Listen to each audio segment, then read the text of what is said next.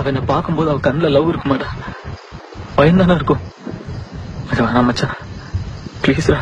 எனக்கு சாதாரண ஜுரம் வந்தா கூட அவ தாங்க மாட்டான் மச்சான். 2-3 நாள் சாப்பிடாம அழுதுகிட்டே இருப்பான்.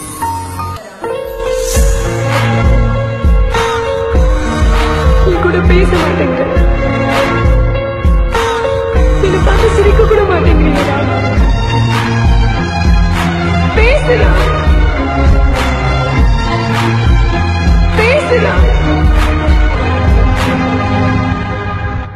என்னோட கேவலமான நிலைமையில உன்னால என்ன வைக்க முடியுமாடா?